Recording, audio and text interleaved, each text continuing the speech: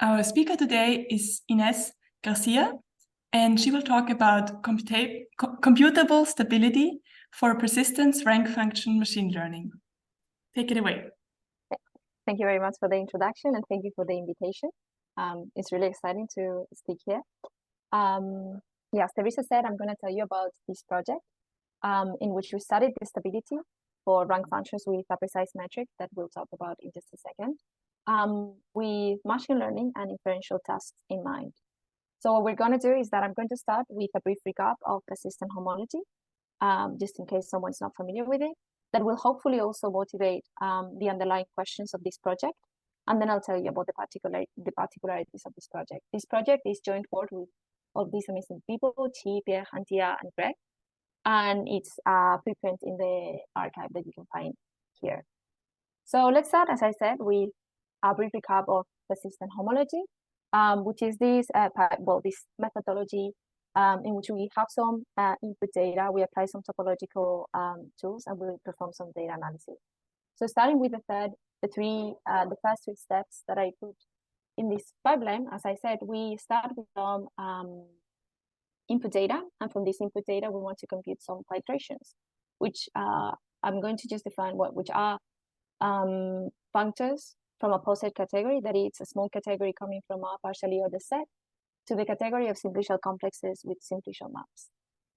For instance, taking one of these filtrations and applying the homology functor, we obtain what we call a persistence module, in that case, the persistent homology module, which is just a functor, again, from the poset category to the category of vector spaces with linear maps this time. Here, there's an important distinction between single parameter and multi-parameter persistence. Single parameter is when our underlying poset has dimension 1, for example, the real numbers with a total order in them. And multi-parameter when we have a multi-dimensional underlying poset, for instance, Rn, with a product order inherited from the total order in the reals. These persistence modules satisfy a very good property that we call the structure theorem, that tells us that any of these persistence modules can be decomposed in a direct sum of indecomposable modules that is essentially unique, in the sense that if we have two such decompositions, we can find bijection in between the indices in such a way that the indecomposables that we're matching are isomorphic to one another. And in addition, in the case of single parameter persistence, we also have the following very important fact that tells us that the indecomposables are precisely interval modules. That is, modules that are supported on intervals, which, for instance, in this case, I'm just taking to be half closed, half open intervals. And this fact allows, and the structure theorem, of course, allow us to define the first and most important probably invariant in single parameter persistence, which is the persistence barcode. That is this collection of bars that appear in the composables of the structure theorem, and which has also a very nice interpretation and telling us about the lifespan of the topological features in our filtrations. For instance, here we see that this one-dimensional bar tells us about this loop that appears at some point in the filtration and then gets killed when we arrive to the corresponding filtration value. Now, there is an alternative representation of persistence barcodes in the form of persistence diagram, which are a collection of points over the diagonal, which are, each of these points are in correspondence with one bar in the persistence barcode. And here we plot the birth versus the death time of the bars, so that these two representations are totally equivalent and contain exactly the same information. Now, once we have the invariants coming from our persistence module, we might want to perform some analysis. And probably one of the first measures that we need in these invariants is the notion of a metric to be able to compare these invariants. These are very famous metrics that we have in persistence, such as the bottleneck and the Wasserstein distances, that can be defined in terms of matchings between the diagrams. Here I'm showing what a matching looks like for two persistence diagrams, one with the dots in red and one with the dots in blue, and realize that we're allowing matchings to the diagonal. And with these matchings in mind, we can define the bottleneck distance of the infimum over these matchings, of the supremum, of the infinite, of the L infinite norms of each of the points in one of our persistence diagrams and the corresponding matching point. And the same for the Wasserstein distance, but looking at LP, LQ metrics. These metrics are also very important because they allow us to define or to establish stability results which are bounds on metrics defined on invariants with respect to metrics defined on the input data. And these are very important because they tell us that if our input data gets perturbed by a bit of noise, then our invariants are going to stay close to one another, justifying thus that they represent faithful representations of our data. So these are crucial results that we need in order to apply these invariants to perform data analysis. Now, here I have introduced persistence diagram just as some kind of afterthought and equivalent representation to barcodes. But the truth is that the original definition was quite different. And in order to introduce that, I have to go a step back in my pipeline. I introduced yet a third invariant of persistence modules that it's called the rank function. Rank functions are functions defined on this space over the diagonal that I was just talking about, that I'm going to denote R2 plus, and which for each pair of points in these over the diagonal, the rank function outputs the rank of the corresponding transition map, that is the map in the persistence module connecting these 2 points. Now, a bit of maybe a historical excursion. Rank functions were in fact introduced before persistence barcodes for the case of the zero homology bars. In the early 90s, in the work of Patrizio Frosini as science functions. And during that decade, Claudia Landi and Patrizio Frosini provided an algebraic interpretation of these size functions in terms of some formal series, which allowed them to construct several pseudo distances over these objects, such as the deformation, the Hausdorff of the LP pseudo distance. For instance, actually, this Hausdorff pseudo distance was renamed later as the matching distance because they realized that its computation amounted to just obtaining an optimal matching in between size functions, which should remind us to how we compute the bottleneck distance, for instance. Later, all of these concepts were reinterpreted in terms of persistence. And you might wonder why barcodes have prevailed or have been more used and in data analysis. And we'll see some reasons for that, but just to introduce one idea is because of the existence of rigorous metrics, in the sense that once you fix the kind of bars that appear in your barcode, for instance, the bottleneck distance is actually and the Wasserstein distance are actually rigorous metrics over the space of barcodes, which these metrics were not. But coming back again to how to define persistence diagram using persistence diagrams using these rank functions, what you do is you take the discrete set of values over which your persistence module changes, and we call it here T. Then you add minus and plus infinity, and then you take another set S of real numbers that are interleaved with the values of your set T. And then you can compute these numbers mu ig for each pair I less or equal to G. That is just an inclusion-exclusion formula using the values in your set S. And with all these notations in mind, we can define the persistence diagram as the pairs of points coming from our extended set T bar, where the first coordinate is less than the second. And each of these points has a multiplicity given by these values mu ij that we just saw. Union the diagonal, where all the points in the diagonal are counted with infinite multiplicity. So here we've seen how to go from rank functions to persistence diagrams, but the truth is that we can also go in the reverse direction because rank functions are actually can be seen as cumulative functions over persistence diagrams. And to know the value of a rank function and a point x, y, you just need to look at the number of points in the persistence diagram lying in the upper left quadrant from that point. So the picture in single parameter persistence looks like this. We have these three invariants: barcodes, persistence diagrams, and rank functions, and they are all equivalent to one another. You can go from one another, as I have explained, and they all contain exactly the same information. But what happens then with multi-parameter persistence? So the first thing that we have to notice is that defining barcodes in multi-parameter persistence is a way harder task. We have still a structured theorem, but the fact that, but in multi-parameter persistence, we do not have the fact that the indecomposables are interval modules. In fact, the representation type of these indecomposables is of wild type, so it is actually quite hard to generalize, to define barcodes in an analogous way of the case of single parameter persistence. However, extending rank functions to multi-parameter persistence is quite straightforward. You just have to, instead of looking at the space over diagonal, just look at the higher dimensional version of this space. And you take the rank invariant, where I'm going to change a bit the notation to make the distinction between single and multi-parameter persistence explicit. Your rank invariant is just a map from this space that for each pair of points outputs the rank of the corresponding transition map.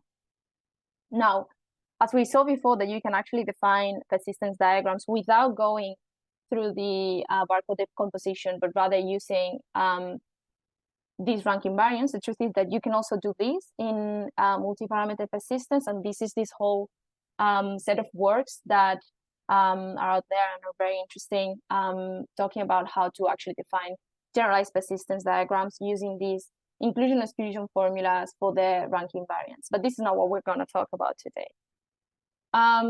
So yeah, as a brief summary of what I've said so far, we have these rank functions and rank invariants, which are invariants in persistent homology, that present the following advantages. First, it looks like, well, they are easily generalizable to multi-parameter persistence. Then they're also easily computable from persistence diagrams, which we know how to compute. And for biparameter persistence, because that will be for single parameter persistence, for biparameter persistence, we can also compute them using Rivet and the filtered barcodes that we can obtain from Rivet. We know that in single parameter persistence, they are complete invariants. And as functions, we also know that they benefit from the methods of functional data analysis. Functional data analysis is a well-established branch of statistics that deals with data coming in the form of functions. With many of the methods, as we will see in just a minute, being extensions of methods from multivariate analysis with which we are maybe more familiar with, and which actually has incorporated or has a set of tools to avoid the curse of dimensionality. Because one valid concern when working with functional data is the fact that this is very high dimensional data, so it's prone to overfitting and some other kind of problems. But functional data analysis actually fights these kind of problems by, for example, projecting your initial data point to a functional basis, and taking only the coefficients as your input data, so that you lower the dimension of your initial data point. So these are tools that are available for us if we want to implement functional data analysis methodologies. So yeah, having this invariant having this invariant available for us with all of these advantages, I guess this also raises the following question, which is, why are rank invariants not as popular as barcodes in data analysis? And as I mentioned before, but going more deeply into that, I think there are mainly two issues with this. The first are theoretical issues concerning the fact that they have a less established stability theory, probably coming from the fact that we mentioned before that the metrics on the space of sign functions were pseudometrics, so they didn't allow to develop this theory that well, as well as for barcodes. And secondly, practical issues that concern the fact that it is not so well known how well these rank functions and rank invariants perform in data analysis tasks. It is true that they were implemented in a descriptive statistics setting in functional principal component analysis by Vanessa Robinson and Kate Turner. But we didn't have, or we don't know how they perform in inferential and supervised learning tasks. And those were the two questions, the two motivating questions that we aim to answer in our project. So in the remainder of the talk, what I'm going to do is I'm going to first tell you about 3 different applications to inferential and supervised learning tasks that we were able to produce using rank functions and rank invariants, and what the performance is, and I'll tell you about their performance. And second, I'll tell you more about the stability of these rank functions and rank invariants with the metrics that we needed to use for our implementations. So let's start with the applications. The first application that we implemented was a functional supervector machine. And what is a supervector machine in the classical setting? It is a supervised learning algorithm that seeks a boundary between some data points belonging to 2 different classes. So our input data is going to take the form of some data points living in some Euclidean space, and the labels corresponding to which class these points belong to. And in the most naive approach, we might want to seek a boundary between these two observations that takes the form of a hyperplane, like this one that I'm showing in the slide. With this in mind, we could take one of two approaches. First, a hard margin approach, where we assume that the data is linearly separable. And that means that we can find two different hyperplanes. For example, in this picture, that's what's happening. We can find two different hyperplanes that separate our data points, the two classes, and that maximize the area between them, which is what we call the margin. Since this is not always the case, there's also the soft margin approach, where we introduce in the optimization problem some term that will allow us to have some points that are misclassified, that just lie in the wrong side of the boundary. And then we optimize and we obtain a boundary, minimizing this cost, let's say. That's for linear boundaries, but what if we seek non-linear boundaries? Well, we can apply what is called the kernel trick, in which what we do is we replace the dot product by a kernel function, which is a function that represents some dot product in a higher dimensional space, where we hope for our data to be linearly separable. And popular kernels include polynomial for different degrees, and the Gaussian radial basis function, GRBF, which are very prominent and well-known kernels. So we want to implement this not for Euclidean data, but rather for functional data. And we can definitely do that, just replicating what I just explained, but taking as our initial, as our input data, functions that live in some Hilbert space, because we do need the existence of a dot product to implement all of these methodologies. So we did that for rank functions, and we did it in the following setting. Our input data was real data coming from 86 sequences of RR series, extracted from electrocardiograms that looked something like this. This is one of these 86 data points. And in fact, these 512 are just like points telling us about these bit to bit time intervals that we interpolated to obtain a continuous function like the one I'm showing here in this picture. These data points belong to two different categories of people, two groups of people in the similar age category, 46 of them being healthy individuals, 40 of them having had recent stroke episodes. And the supervector machine that we want to implement aims at distinguishing between these two classes. For that, we implemented the following topological representations. We computed the sub-level set filtrations from these RR series based on the height function on the y coordinate, that is this height function. Using those filtrations, we computed the zero-dimensional persistent homology and obtained the corresponding rank functions, and we centered those rank functions to have mean zero. Now, these are our topological representations. And with them, we trained a functional supervector machine, as I just explained, with a soft margin approach, and using linear kernels, that is no kernels, just the dot product in our space that comes from the fact that we're taking these functions living in an L2, in an L2 space. So that is the metric that we are going to need. And also GRBF and polynomial kernels of degrees 2, 3, and 5. As input, we will take these functions, these center functions that I just explained, but also, as I said before, projections to some bases that reduce the dimensionality of the data set. One of them is going to be data-driven basis coming from the principal component analysis. And the other base is going to be the hard-weighted basis that we chose because it was deemed suitable because of the characteristics, because it is similar to the nature of the rank functions. So doing all of these, we obtained the following accuracies in areas under the ROC curve of the functional supervector machine over 10 iterations of 5-fold cross-validation, where we see that linear classifiers don't perform very well. For GRBF, we start having better performances. For the discretized rank functions, then for the projected, especially for the principal components analysis, not that much.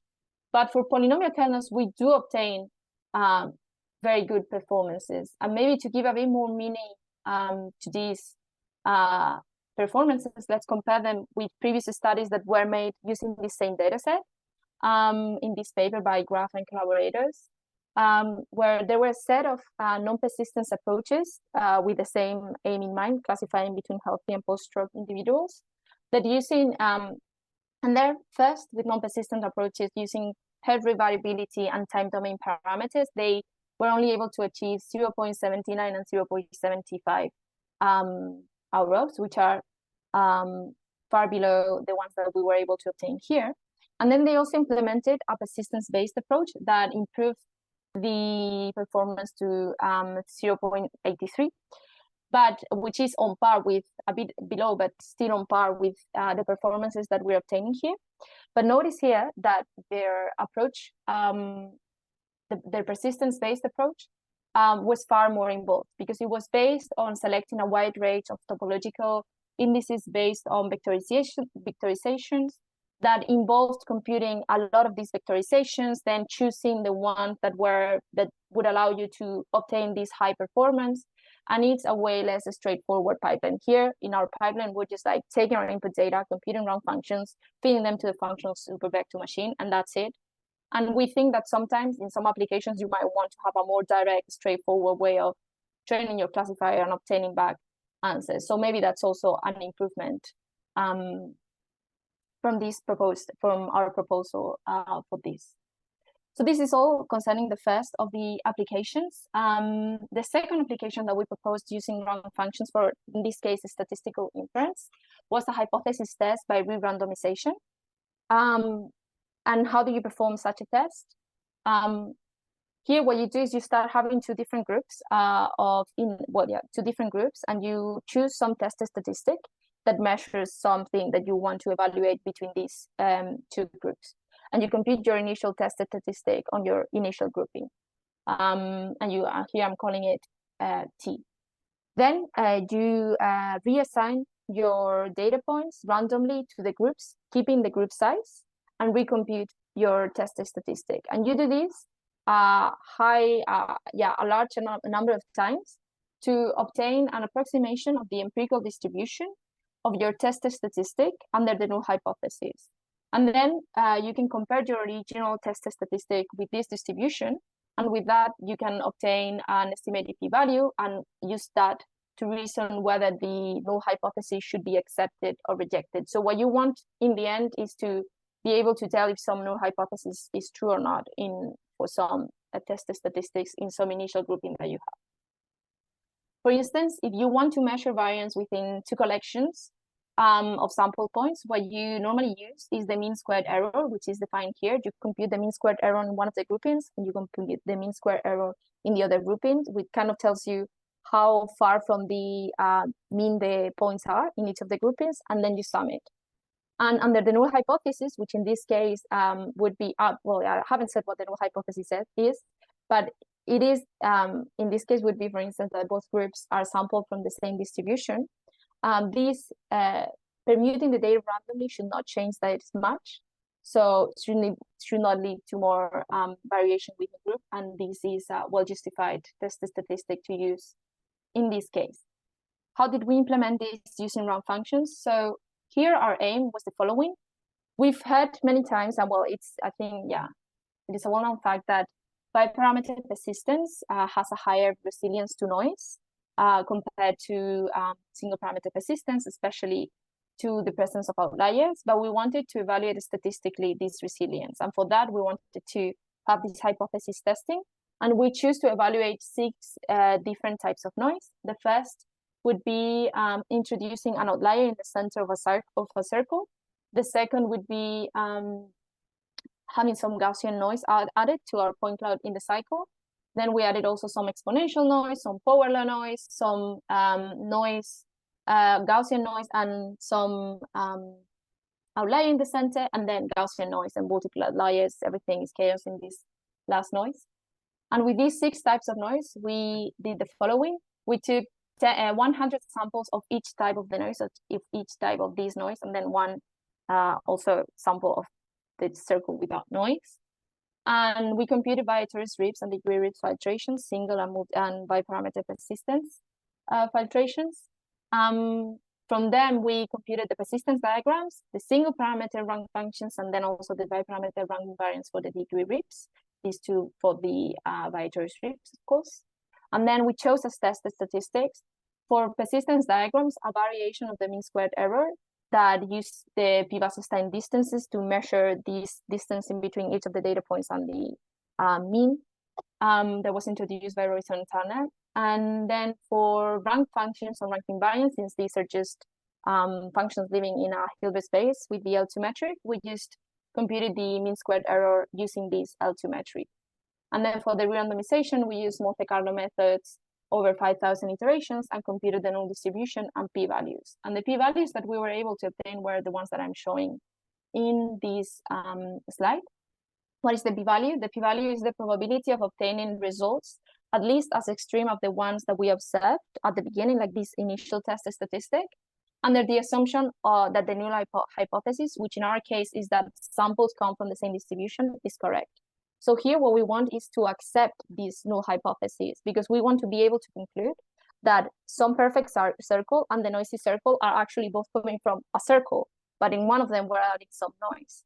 So here we want to see if using biparameter persistence, we're able to obtain higher p-values. That mean that we will probably fall under the null hypothesis, because normally what you do is you choose a threshold, you compare with your threshold, and if you're if you're below your you just check if your threshold, how it compares to this, and if you're over that one, that means that you are going to fall under the null hypothesis.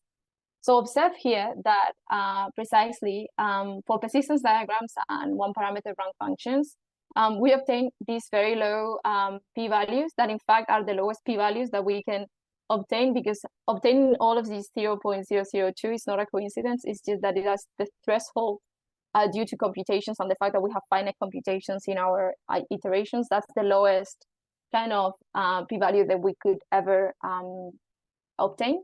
But for biparameter rank invariants, we see how the order of magnitude of the p-values actually, these are way bigger. Normally you would have, normally it depends on the application, of course, but normally a p-value threshold that it's assumed in many works is 0.05. And these two are over that threshold, which would mean that for these two noises, which is just the outlier in the center and the Gaussian noise, using this re-randomization test, we would be able to statistically say that these two point clouds come from the same distribution. And for this other, we would not be able to say that if we choose that particular threshold, but you could choose other thresholds. And also here, it's just important to notice how here we do obtain an order of magnitude way different for the p-values that I think in our, it allows us to conclude that statistically we can say that biparameter rank invariants are more resilient to noise than their single parameter counterparts. For the chaos part, it's just chaos. There is too much noise to be able to conclude this. So yeah, this is concerning our second application. And finally, the third application that we were able to produce concerned functional data analysis supervised classification methods that we implemented in this case over rank invariants with the aim of checking if these contain more information than rank functions that was important or significant in the classification task that I will explain in just a second. So here we implemented two different methods, K and N, which is a very popular kind of classifier, where the class of a new point is based on a majority vote of the K closest neighbors, and this can be implemented in many metric spaces. So we implemented in the metric space that we were studying, which is rank invariance with the L2 metric. And then the functional maximum depth, which very quickly, it's based on defining something called a band for a set of functions. And then you have this definition of a band depth, which is the number of times that some other function lies within the band for this set of functions that we fixed at the beginning. And then given a new function, given some classes of functions and then a new function, you decide which class this new function belongs to based on maximizing the band depth. So these were the two methods that we wanted to implement. And the particular application that we had in mind concerned data from the Lang image database consortium, and it comprised 115 chest CT scans, 29 of them being benign and 41 being primary malignant. 24 of the first had contrast, and 17 of the primarily malignant also had contrast. And following a previous study by Faugère and collaborators, we converted these scans and the landmarks to point clouds of landmarks on the tumor surface, which are just surface like the one I'm showing here in the slide. Now, from these kind of like three-dimensional shapes, we constructed four different biparameter filtrations. First, the degree ribs, and then three different bi-tourist ribs filtrations for one of the parameters, combined with the other parameter being the x, y, or z height functions, so that you had bi-tourist ribs and also a second parameter that kinds of builds up the tumor in x, y, or z direction. So we have these four different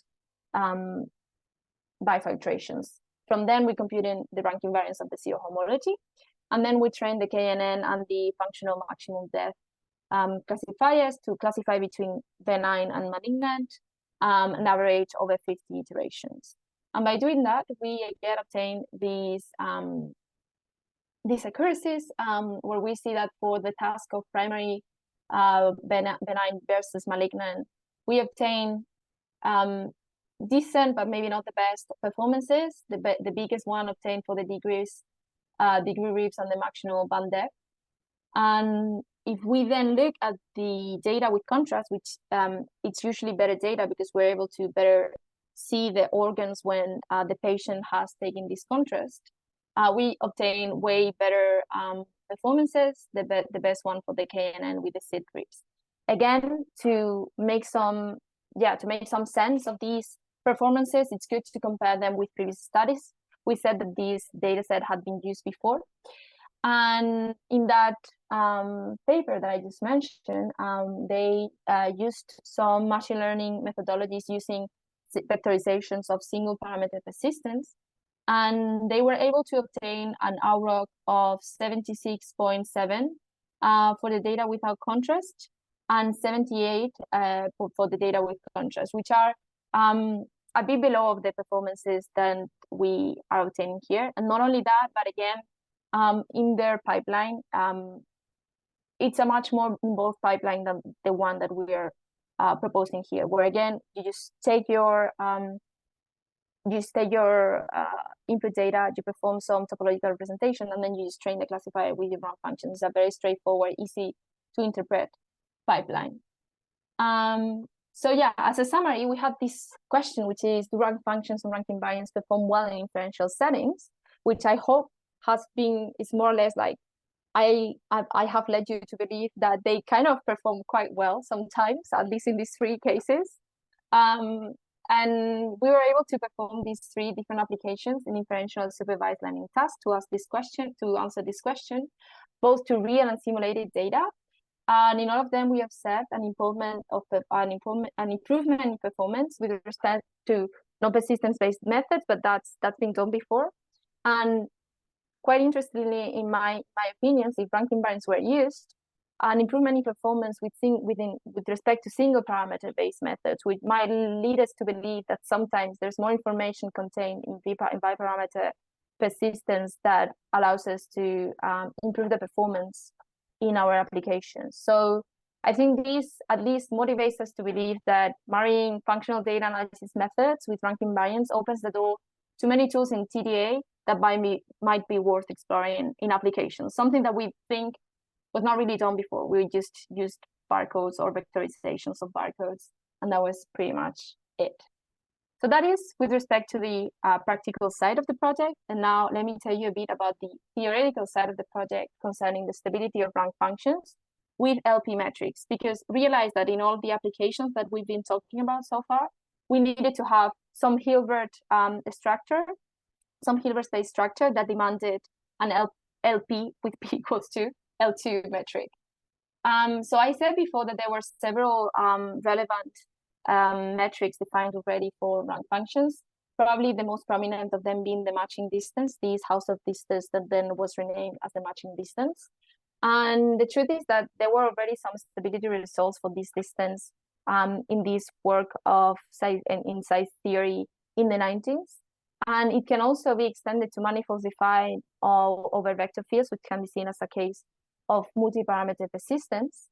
And yeah, then they prove, then there's the Seri and collaborators also proved that this matching distance for for these vector fields, valued fields, was also stable. Claudia Landi also showed that it's stable with respect to the interleaving distance, and we know that it's computable in polynomial time. But so you might wonder, why didn't we use this this distance? And the fact is that it does not provide the Hilbert structure space that we needed, so we could not use it. So we were, in contrast, more interested in trying to understand better the stability behavior of LP distances for rank functions, which are the metrics that I'm showing here, which are metrics that provide the Hilbert structure that we need and are also easily computable for discretizations of the rank functions. I think it was at a certain level known that they have worse stability behavior, but as some kind of, I don't know, maybe I'm mistaken, and we can talk more about this, but it was some kind of lore in the field that they had worse stability behavior, but we were not able to find an exhaustive study of their stability properties. The only result that we were able to find was these results due to Primskrab and Kate Turner. But they use weighted LP metrics that introduce some weight function inside of the integral that completely changes the expressions of the integral. So we were not able to use that for our purposes. So we were interested in actually providing such a study of the stability behavior of rank functions with these metrics. And something that's important to notice is that they introduced these weights because there's a problem with LP metrics when you have essential cycles. But if you don't have essential cycles in your barcodes, or in your barcodes, these are in fact rigorous metrics defined over the rank functions, and that is something you can sometimes assume when you're doing applications, because you're going to have a threshold and upper threshold in your filtrations. So yeah, these are in fact rigorous metrics when you don't have essential cycles. Now, the first thing that we proposed doing was this, comparing rank functions endowed with these LP metrics with barcodes endowed with the bottleneck distance, because that is the metric for which the stability results are more known or better established, or at least until very recently. And the first thing that we notice is that they have very different behavior, very different stability behavior. And in fact, the only hope of obtaining an stability bound in this setting makes you like the only way in which you can obtain an stability bound, you need to kind of like forget about the points close to the diagonal. And for that, we introduce these truncated rank functions, in which we're just doing that. We're just taking a threshold and we're just ignoring the points that are closer to the diagonal than that threshold. And that is what this truncated rank function means. And in that setting, you can actually find stability bound for the rank functions when P goes from 1 to infinity. For this bound concerns the rank functions endowed with the LP metric for these values of P. And we can see that this is less or equal than some constant times the bottleneck distance between the barcodes with some Holder exponent, so that the mapping that sends barcodes to rank functions is locally ordered with this exponent. But again, we're only comparing truncated rank functions, so we're ignoring a lot of the information, and this makes these results maybe a bit weak. But until not so long ago, maybe this was the best we could aim for, since barcodes with the bottleneck distance were the standard stability results that were present in the literature.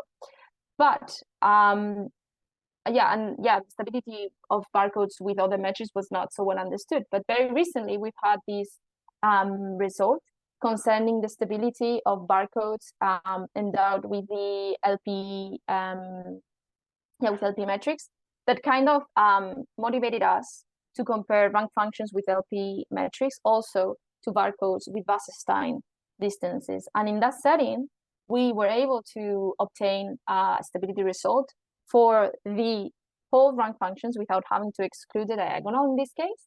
And here we see, and in this case, the kind of result that we were able to prove is that we can obtain a stability bound for rank functions for the with the LP endowed with the LP distance for p equals 1 and 2. In this case, we don't cover all the possible p's, but only 1 and 2. And compared with the one that it's less or equal than some constant times the 1 Wasserstein distance for the diagrams that we were parting from, with again some Holder exponent, or in other words that if we instead look at the space of barcodes with the 1 Wasserstein distance as our initial space, then we still have for the L1 distance, we have that the map sending barcodes to rank functions is locally Lipschitz, and we look at the L2 space, which is the one we're more interested in, then this map is locally Holder with exponent 1/2. So this realized that it concerns only rank functions, but we also did some applications concerning rank invariants, and we also wanted to study the stability in this case to kind of justify the results that we had obtained. And the good thing is that we were also able to extend the previous result, the result that I was just telling you about, to multi-parameter persistence for the case of rectangle rectangle decomposable Rn persistence modules. That's true. We were able to obtain a very similar bound concerning this P-Wasserstein distance. But here, I think something worth noticing is that I feel like, bottleneck and Wasserstein distance for single parameter persistence are very well established, but I think there's still a lot of discussion going on how to actually be able to extend some of these definitions to the case of multi-parameter persistence. And there are several choices of metrics that could be a generalization of the Wasserstein distance. I think this is not such a standard fact. So for this proposition, we actually chose this particular choice of a Wasserstein distance for multi-parameter persistence, where we're looking at some partial matching between the rectangles that we obtain in the composition, and then we just compute the interleaving distance between the barcodes that are, the decomposables that are matched, the rectangles that are matched, and the decomposables that are not matched. Then we kind of compute the interleaving distance to the 0 persistence module. So in summary, again, for the theoretical part of the project, what can we say about, which we had this motivating question, I guess, which is what can we say about the stability of rank functions and rank invariants with LP metrics that was not as explored in the literature? We can conclude 3 different things, 3 bullet points. First, rank functions with LP metrics and barcodes with the bottleneck distance have very different stability behavior, and we need to exclude the points close to the diagonal if we want to achieve a stability bound. Thanks to the fact that we have new stability results concerning the Wasserstein distance, the barcodes endowed with Wasserstein distance, we were able to actually obtain a proper stability bound for rank functions with the LP metrics with respect to these. And we were also able to extend the results to multi-parameter persistence rectangle in the composable modules. But in this setting, first, there's still, I think, a lot going on about how to actually define this Wasserstein distance. Second, the stability behavior of this Wasserstein distance, these multi-parameter persistence modules with Wasserstein distance is less well known. So this is still somewhere where there's work to be done, I guess. And with these 2 parts, I conclude what I wanted to say here, and I hope that I've convinced you that rank functions perform and rank invariants perform well, and there are some stability bounds, so we are actually kind of like we are allowed to use them in applications because this was the whole point of trying to obtain these stability bounds. We said that if we want to use these invariants in data analysis, is one of the first things we need to ask them to have some kind of stability behavior. So we are actually allowed to implement them in data analysis. So I hope that I have encouraged you to use them more in data analysis. And thank you very much for your attention. And if you want to have any questions, I'm free to take any. Yeah. Thank you. Yes, thank you very much. Let's please all unmute ourselves so that we can clap together for Inés. Thank you.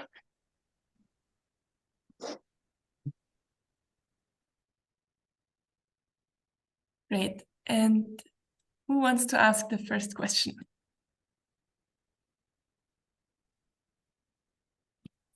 Maybe I will go with one question while you're still thinking what to ask. You said in the end that you only proved it for p equals 1 and 2. Yeah. And I'm curious, is it that you think the statement is wrong for higher p, or is it just that you, I know that p equals 1 and 2 is probably the most important values of p, so was it just that you didn't bother to look at the other values of p, or what's your expectation?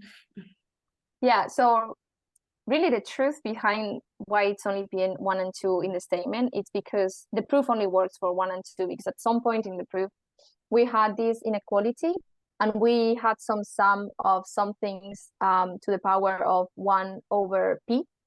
And we needed to take that power outside of the sum.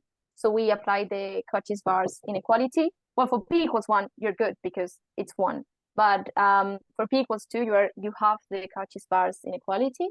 So you're able to do it. And for p greater, we didn't know how to do it. So it's only p1 and 2. It's true that they were the cases we were mostly interested in having, so it was good. But the truth behind why we put that in the statement is because the proof we managed to produce only worked for p1 and 2, and we didn't know how to prove it for higher p. But we didn't have a counterexample or anything like that for higher p. So maybe there's a way of also proving it for p greater than 2. Yeah. Yeah. Great. Thank you. Of course. Does anyone else have a question? Related to that, what about p between 1 and 2? Sometimes you can try to interpolate it, if you know. Yeah, we only looked at integers and integer values in this case. We're assuming p to be integer. So I see. We didn't look at that into that. Maybe it would be interesting, but we didn't do it. Gotcha.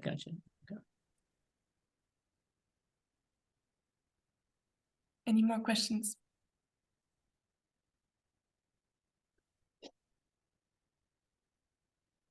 I have maybe one more question myself again. Or did someone else want to ask? Yeah, so my question was quite at the beginning. I think it was the first of your 3 examples, where you said that you achieved accuracy of 84% and the state of the art was 83% before. Yeah, do you want me to go back? Yeah, and maybe if you go to the slides, please. Yes. Yeah. And you said that your pipeline is easier than the pipeline that the others used. Do you also happen to know which of the 2 pipelines has a longer running time? Are they comparable, or is one clearly faster than the other? Or? Yeah, so no, we don't know about that. I don't remember if they included the runtime of their pipeline. But yeah, I feel like the thing here is that the fast question, the fast answer is that we didn't do that comparison. So I'm gonna give you a precise answer to that. So sorry for that. But I would say, so our pipeline is quite fast, to be honest, because it's just computing these barcodes. So the bottleneck is in computing the barcodes. We did it using Ripsa, and I think it was fairly fast because we didn't have that many. It wasn't too bad. But then the thing is, once we have the barcodes, we just directly implement the classification. But for them, once they have the barcodes, they have to compute all the vectorizations. And I think that should be longer. That should take longer because also they did compute quite a lot of vectorizations. They compute the entropy, they compute some indices based on triangles that they obtained somehow. I don't really remember the details, so I cannot explain them. But it seemed like a somehow involved approach. So yeah. I would say probably theirs takes a bit longer, because it looks like it involved several computations apart from the barcodes. For us, it's barcodes and then the rank functions, which is just like counting. So it takes literally nothing. It's very fast. Oh, great. Thank you for the question. Did in the meantime anyone else come up with a question? Ah, yeah, Claudia. Hi, Claudia. Thank you so much for this nice talk. I don't know anything about the course of dimensionality, and sorry, Teresa, for admitting this now, because we tried to do something in the past with Teresa about this. So my question is, have you managed to obtain something in this respect in this study? Because using this functional approach, one motivation was dealing also with the curse of dimensionality, and I didn't get if you really exploited that aspect of the theory. Yeah, so I mean, we didn't go in that direction much. I think what my point was I was trying to say that you can fall in this curse of dimensionality, and one way we tried to fight it was by projecting our rank functions to some functional bases that were out there. Like, we didn't develop them. We have, for example, the principal component analysis functions. For instance, I think here we projected onto the, I think, 30 first components that explain 95% of the variation. So by projecting onto those components, you kind of like make your dimension lower. And that was a way of fighting the curse of dimensionality. And the same for the wavelet basis functions, which chose subset of these functions, and we just projected. But we didn't really go into studying if we were being prone to overfitting, like what was the comparison between these discretized rank functions without projecting, which might be more high dimensional than these others. We did not really compare them. We just, knowing that could be a risk, and that functional data analysis actually has some tools already ready for you to use to fight it, we just implemented them. So yeah. Thank you, Inés. Thank you. Yeah. And actually, because I happened to think together with Claudia a bit about the curse of dimensionality, I think I also understand that maybe when the two of you say curse of dimensionality, you might mean two different things, because what Claudia and I were thinking about is, if your data is high dimensional, the problem's related to that. But in your case, I think what you're saying is that your data is in a normally low dimension, but then the rank functions are functions, and functions are in some sense infinite dimensional vectors. Yeah. And therefore, by looking at the rank functions, there is a potential problem of introducing the curse of dimensionality. And I think what Claudia would be interested in is more like, what if your input data was already very high dimensional? Then I think the rank functions would probably also have a problem with that, because then you would have very high dimensional rank functions, right? Yeah, I would say so. And also the thing is that as being functions as well, how you're going to deal with them in a computer is by discretizing them, which is going to lead you to very high dimensional data, because you're going to want to discretize them in a fine enough way to observe all that you want to observe. So in the end, you're going to have very high dimensional data, also in the sense that you were saying, I think, at the beginning. So I think you also have to fight that somehow. Yeah, thank you. Thank you. Thank you both. And then it seems like there are no more questions. Hi, Yossi. I have one quick question, because I did some of this rank function stuff with Kate and Vanessa a while ago. And one of the things we've been thinking about is if there was a nice way to not have to discretize rank functions and somehow do something like that. Did you ever think about that, or come up with any progress? Because every idea we had, we were like, Theoretically, this is great. Computationally, this is a nightmare.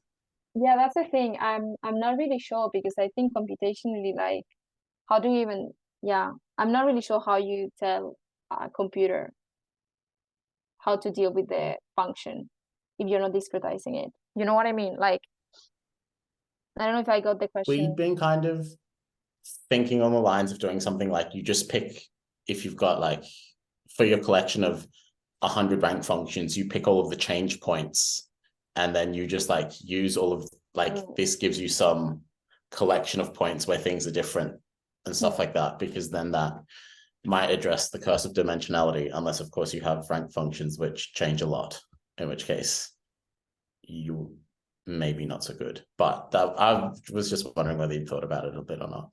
I think, yeah. I think again the first question is not really. So I don't have maybe a lot to tell you to help you. But yeah, it would be really cool, to be honest, because yeah, I guess here you always have kind of like that problem that you're discretizing things, right? So it would be cool to kind of like bypass it. Yeah.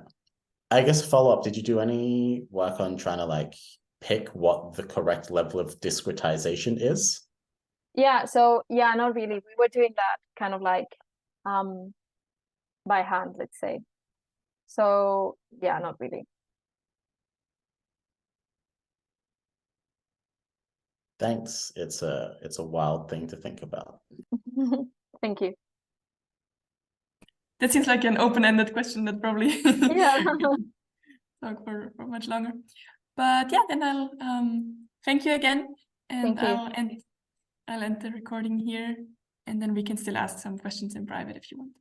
That's great.